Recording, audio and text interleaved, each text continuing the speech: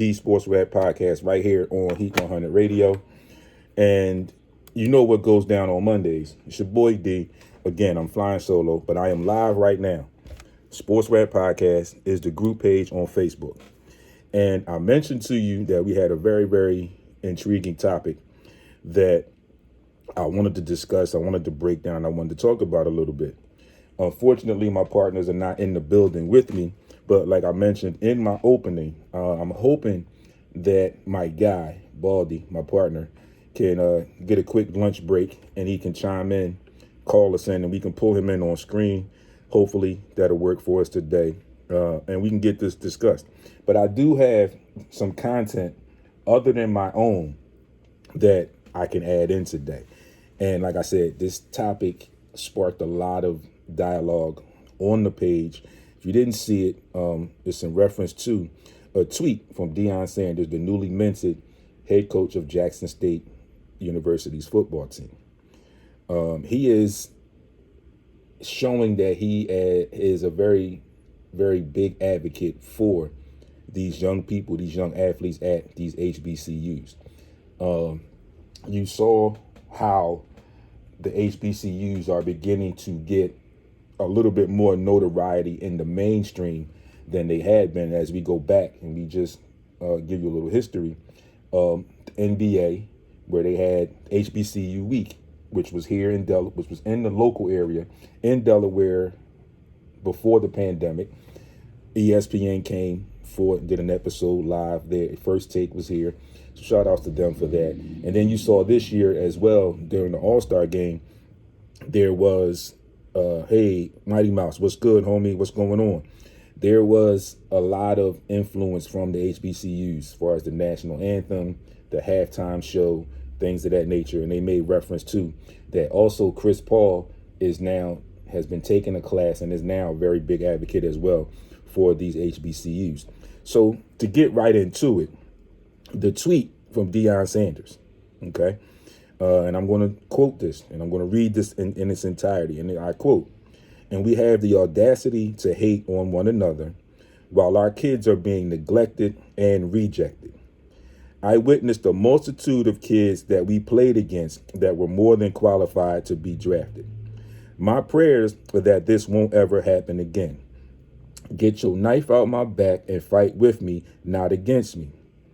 And then he goes into some hashtags: change, truth, Coach Prime. He also goes into some handles where he's looking at these particular people and what he said to fight with him and not against him. So some of those groups or people that he tagged in this were at Go JSU Tigers Football, the SWAC, which is the Southwestern Athletic Conference, HBCU Game Day, Mainstream, ESPN, the NFL, the NFL Network, CBS Sports, NBC, NFL on Fox, ABC Network, BET, TV1, the NBA on TNT, Fox Sports, Barstool Sports, and Smack Entertainment. Okay. Also following that, the Undefeated also put out a tweet, and their tweet was, there were 259 picks in the 2021 NFL draft.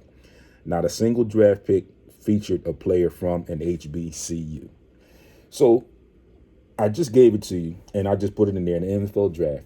You just had the NFL draft, and the total draft in all 7 rounds, there were 259 players picked. There was not one player selected from an HBCU, which was a little startling to primetime. Okay. He is now the coach at Jackson State, like I mentioned, and he said it in his tweet that he played against some athletes that he felt were more than qualified to be selected in the draft, but that did not happen. So with that being said, again, I'm going to get into the comments that were laid out in this thing, but I want to give you a little bit of history behind this thing.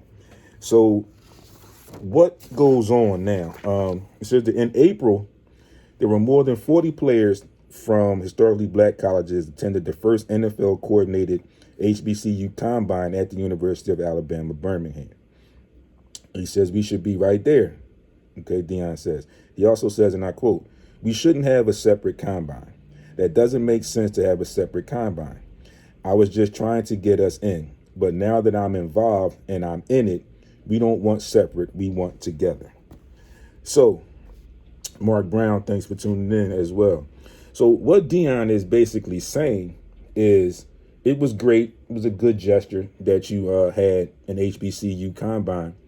But now you can argue or you can debate and say that with this most recent draft, no players were picked, that the NFL could have possibly had that combine just to make them feel included, to smooth over things, if you will, with HBCUs.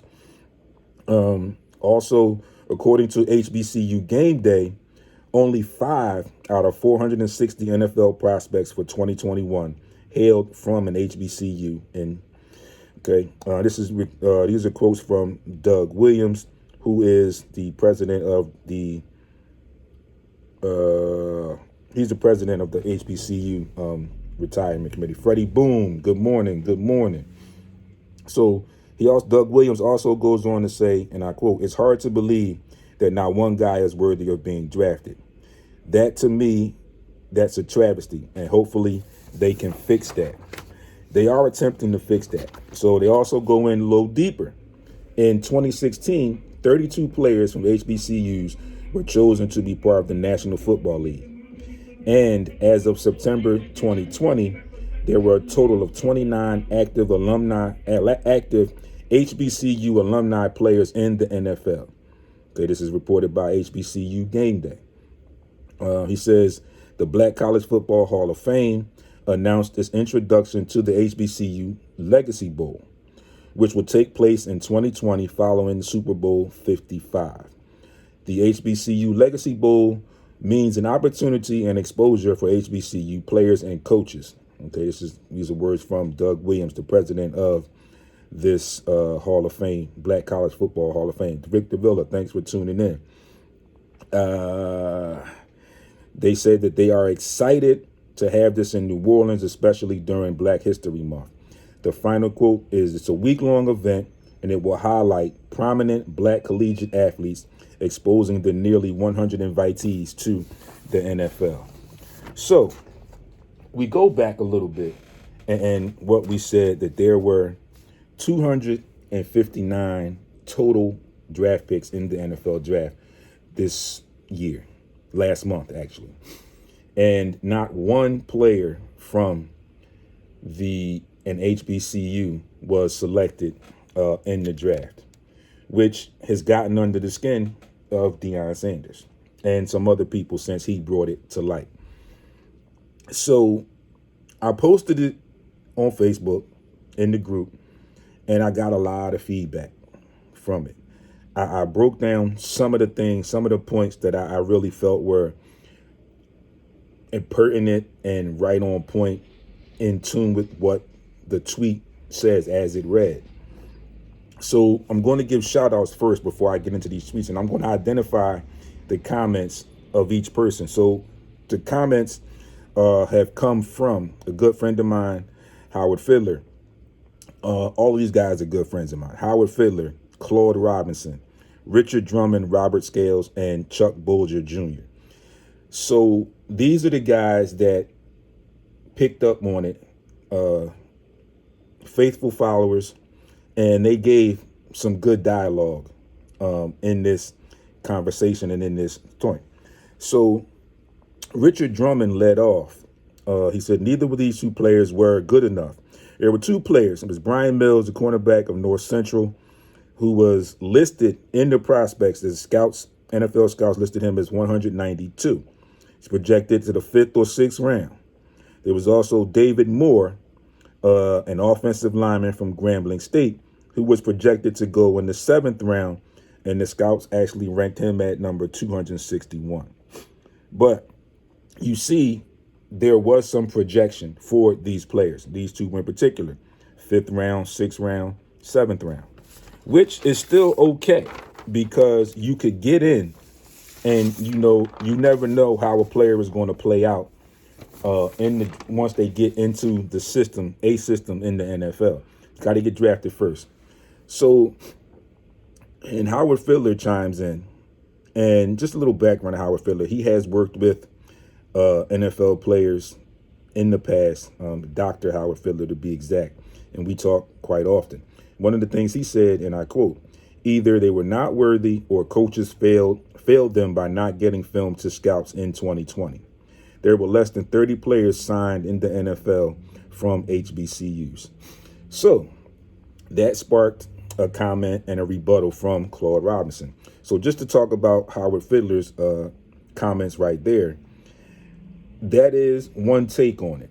And like I said, when I mentioned in the group after I read most of these comments and reviewed them, I stated to the guys that I really enjoyed the dialogue that they had.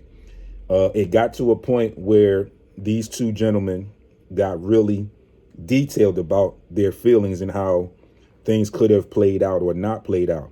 That's Howard Fiddler and Claude Robinson. And I told them that this dialogue was very good. And I said I appreciated the dialogue because it was that dialogue.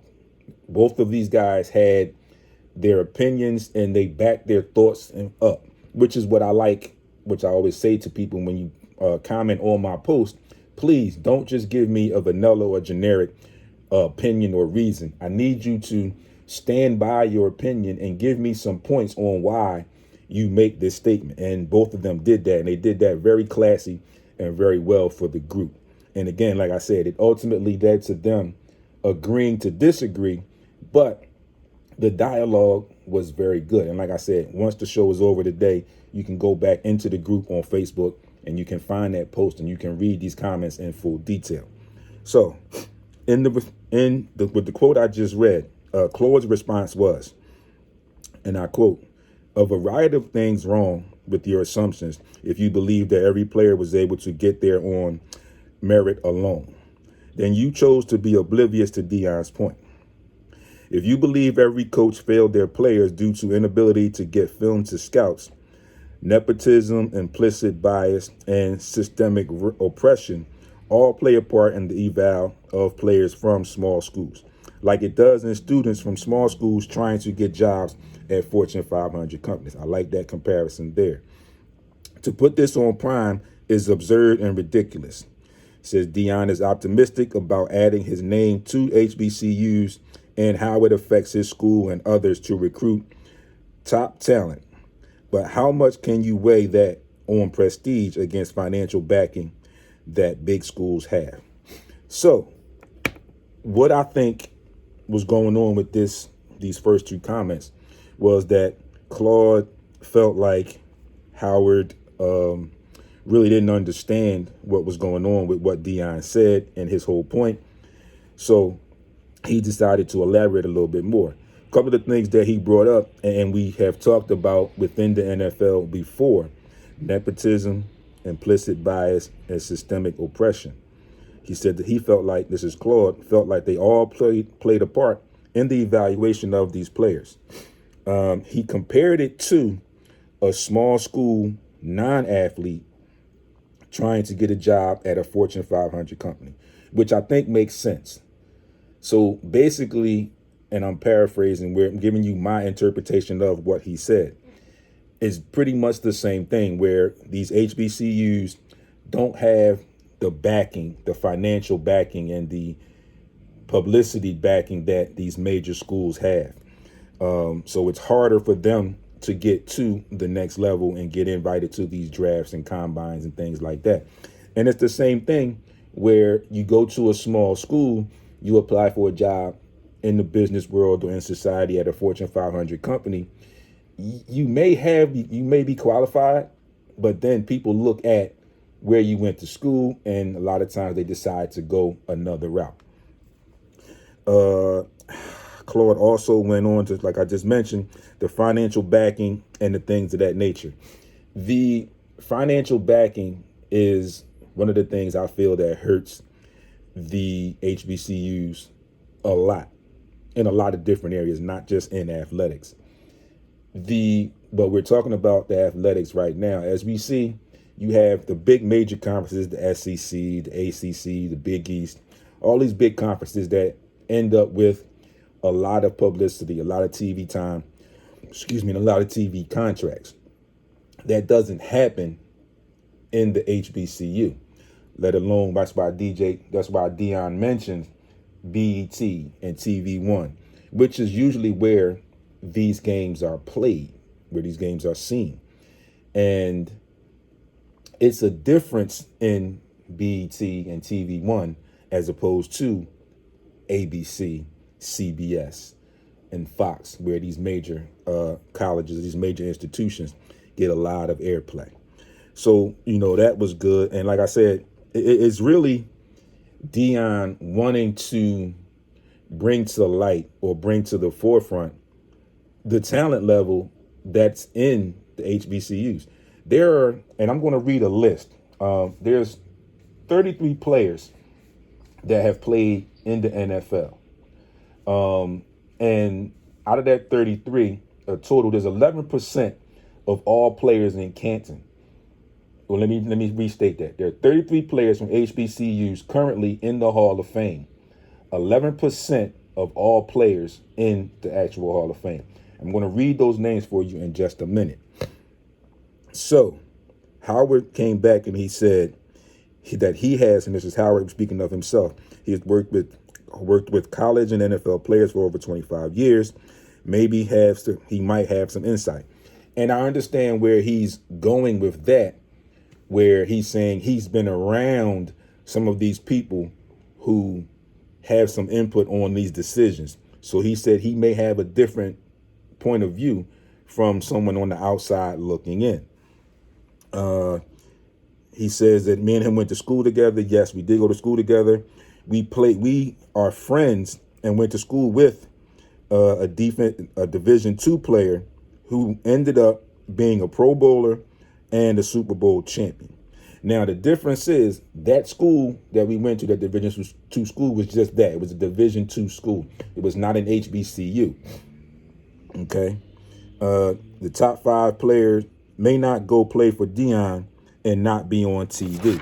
And this is also something that myself and Baldy talked about when we first reported to you about Deion being named the coach at an HBCU. And then we mentioned some of his coaching staff who were former NFL players. And we felt like this could open the door for some athletes to change their mind and go and play for an HBCU, where with the status of Deion and some of the members of his coaching staff, you get the impression that these kids may feel like, if I go and play for Deion for primetime, and we all know what Deion did in the pros, some of his coaching staff, Jerry Rice, just to name one real quick, we know what Jerry Rice did in the NFL. So a lot of these athletes now could possibly believe or feel like I can go play for these guys and they will prepare me for the NFL. Okay. Claude chimes back and he says, you have no idea if any of those coaches try to get the tapes out. It's who you know. Okay. And I get that. I was also told by a good friend of mine way back when I first started this show, Anthony Gilbert, like Claude just said, it's who you know. Sometimes it's not who you know, it's who knows you. Okay. So just let that marinate for a second. There's a little twist on it. Like I said, sometimes it's not who you know, it's who knows you. Okay. So again, Claude just backs up his point and he says that Howard may not understand how these coaches did get filmed to the NFL. And like I said, and I mentioned in the beginning of this topic, there was a separate combine for HBCUs. And Deion Sanders and Doug Williams feel like there shouldn't have been a separate combine for these HBCUs. A lot of these HBCUs, I don't believe, have an actual pro day, which is another benefit of the major institutions. They actually have a scheduled pro day. So we're not 100% sure if the HBCUs have an actual pro day. But I just feel like, just to chime in on that part, if you feel as though you wanted to give these kids their own combine, then I feel like they could have been invited. If you thought that much of them, then I felt like they should have been invited to the major NFL combine. Robert Scales chimes in and he says Sanders can only coach them, not draft them. I'm sure he knows a few people so he could get a few strings pulled.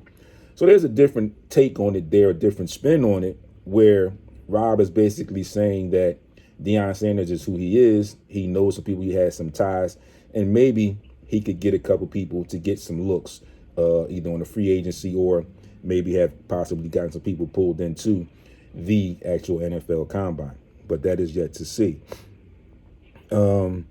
Someone, and there was another comment says Jerry Rice was not recruited.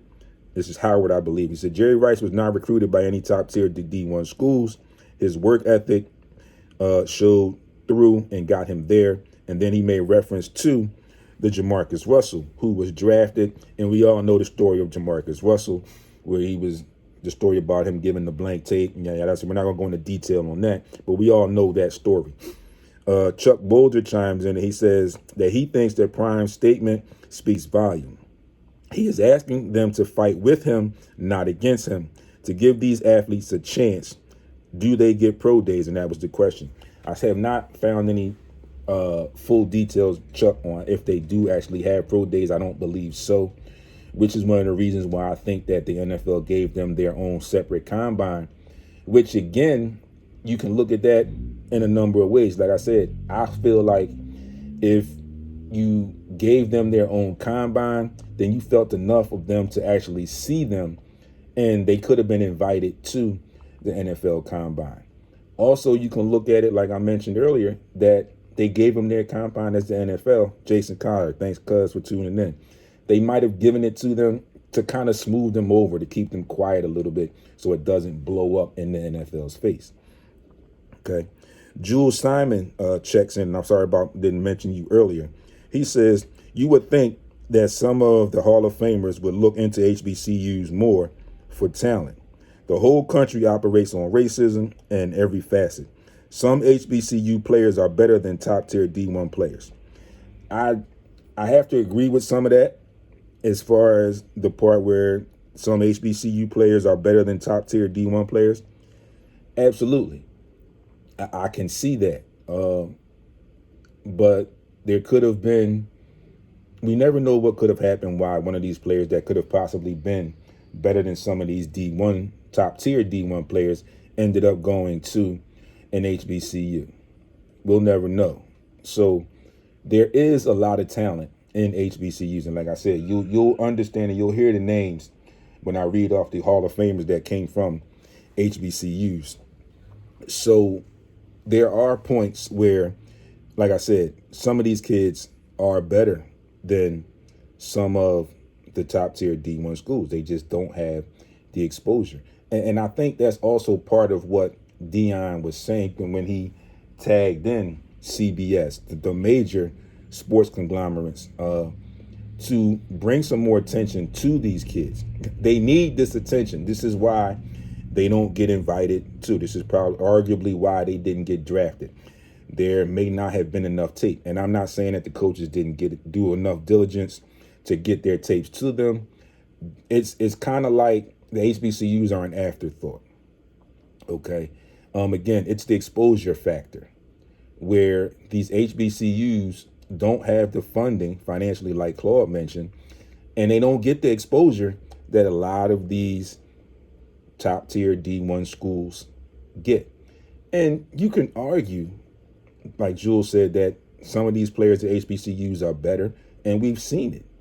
There are players from D1, top tier D1s, that made the NFL on recognition, if you will, alone, or merit, maybe, or just because of ties to the school that they attended, and have not panned out. We see it all the time. It happens in other sports as well. Baldy, my partner, he chimes in and he says, on one hand, there's an evaluation of talent, and on the other hand, there are folks that just know talent. He says there is a difference. I agree with that.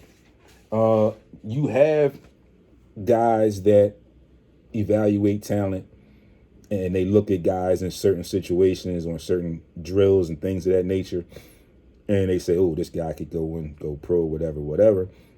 And then they get there and they get in, put in actual game situations, the next step, and they don't seem to pan out. Happens all the time, happens a lot.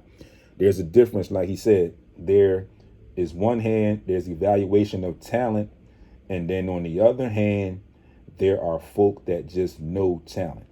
So maybe you can add some scouts and assign them to some HBCUs to give them exposure. You could argue and fight like Deion wants these other conglomerates to fight with him and not against him, and maybe feature a couple games or two. And like they said, they're starting the Liberty Bowl for these HBCUs.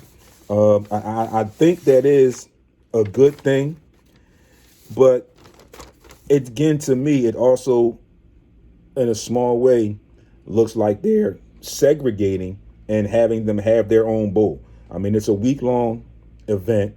It's going to give exposure to the players and the coaches, but I still think some type of way, somehow, these HBCUs need to have some scouts around, and they need to be incorporated into that NFL draft, into that major draft, because these athletes work just as hard as athletes in the major schools.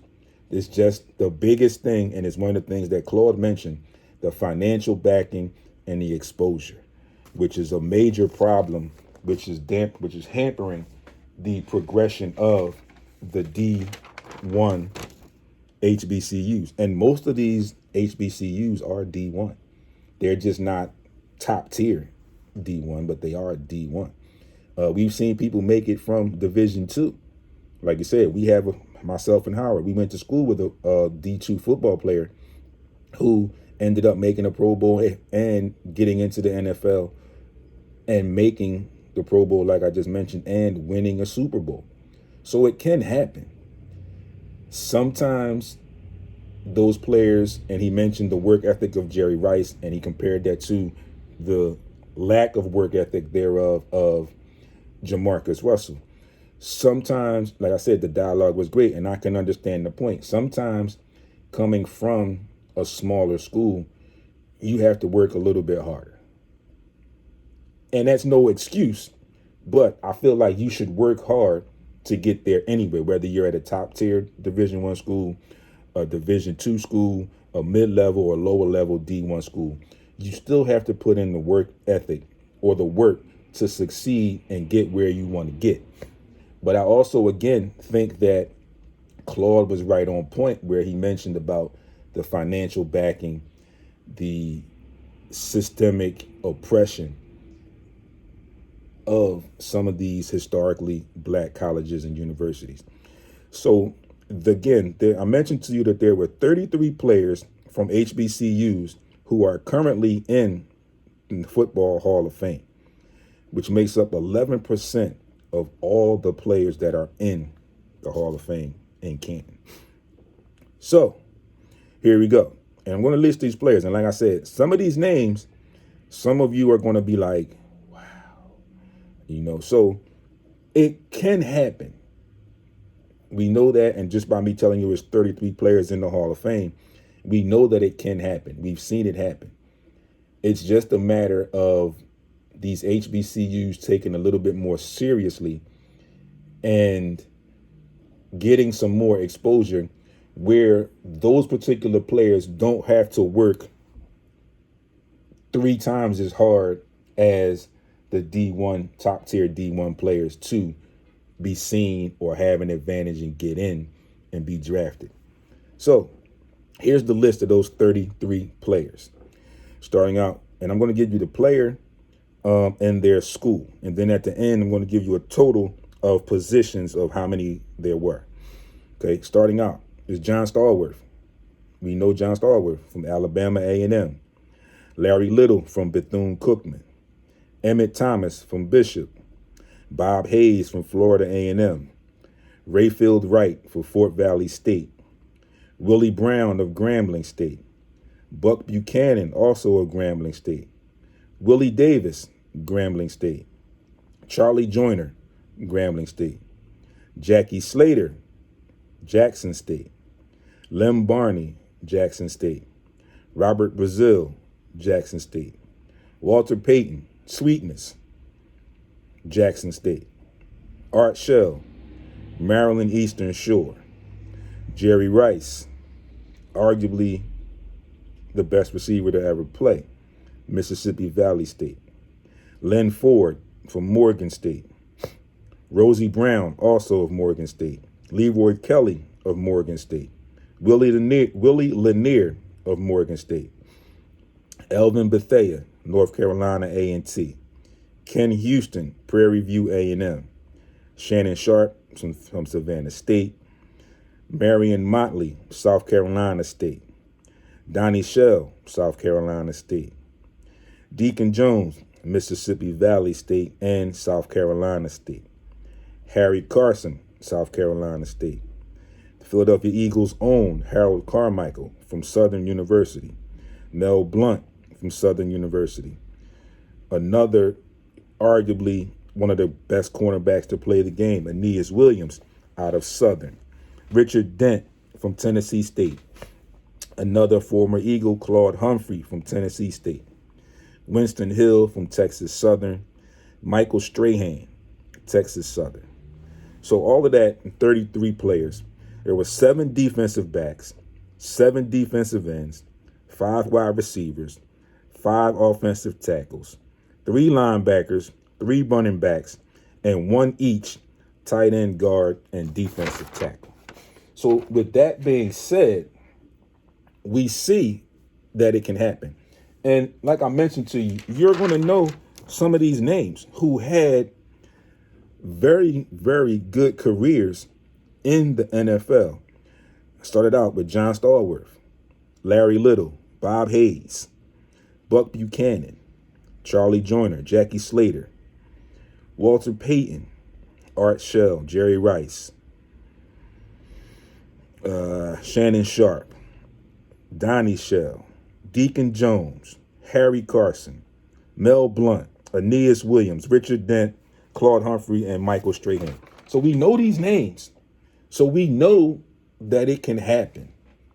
It's just a matter of, like Deion, I think, is trying to project. We have to get some exposure for these young people. They shouldn't be hindered or they shouldn't be set aside because of the school that they chose to attend. We all know when you pick a school, an institution of higher education, you want to further yourself educationally to be a prominent member of society. The athletic part, for some, are the ways that they can get into school. So that's some of the reason why some of these athletes end up going to these historically black colleges and universities. It's more in their financial situation. It fits more or fits better in their financial situation. Also, it could be that these kids want to stay home. Some of these athletes or these kids feel like the culture that they would get at some of these historic black colleges and universities will help them and be beneficial to them in the long run. Again, the athletics is an extracurricular activity.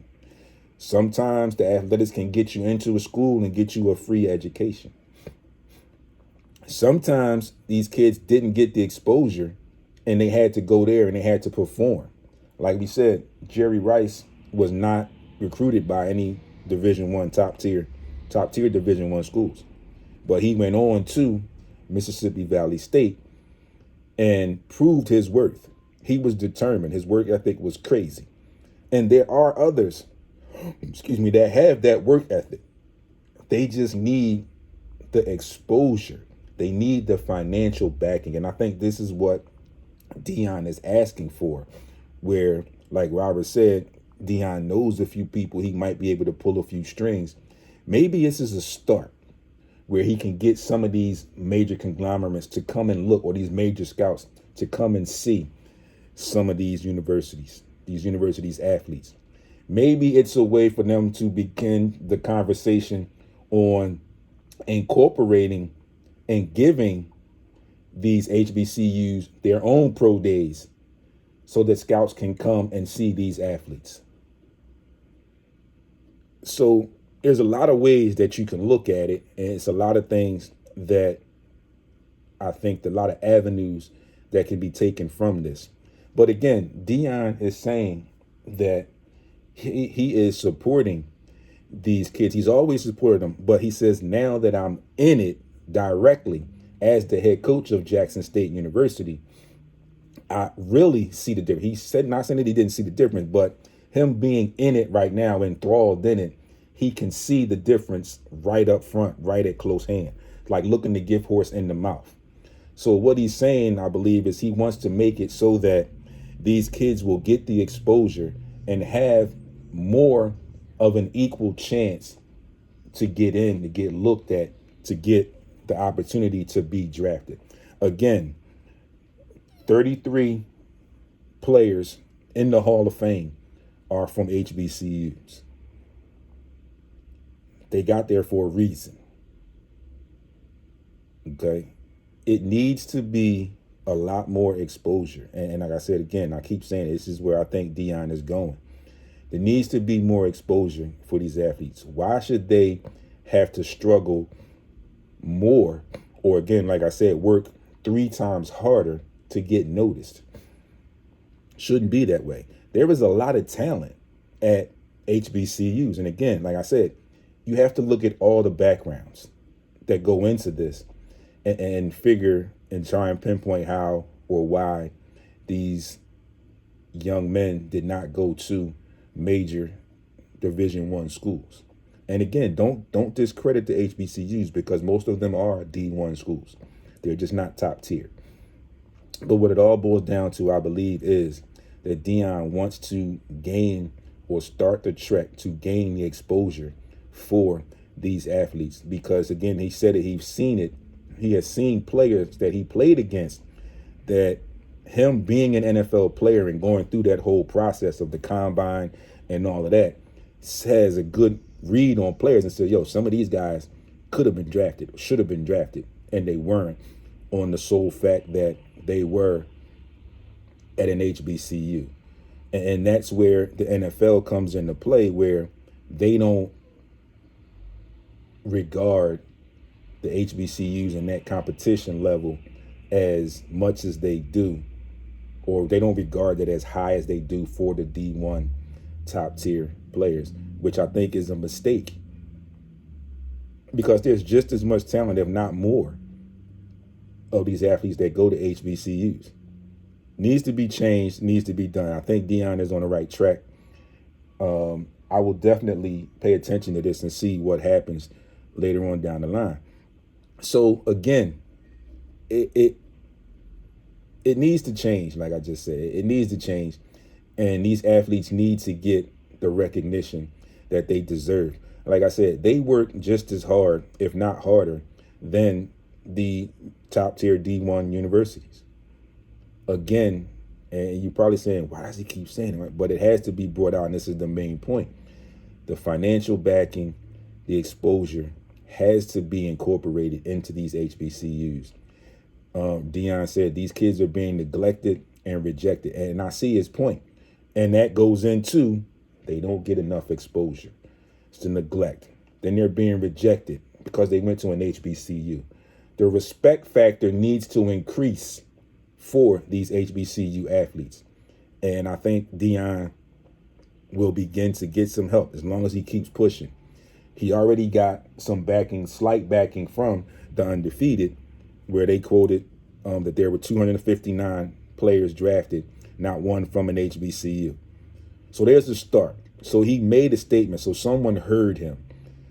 And I hope more people hear him and begin to question this and start this conversation so that things can change for these HBCUs and these HBCU athletes. With that being said, to wrap for that particular conversation, I'm going to take another break. When I come back, I'm going to get into some Sixers talk real quick. I'm going to talk a little NBA, little playoff push. And then I'm going to talk a little bit about that Georgia tweak on the NIL bill, and a little bit about the NFL and their development of their behavioral, their behavioral mental health, their mental behavioral health program for former players. You are tuned into Sports Rap right here on Heat 100 Radio. I'll get back to you in just a few seconds.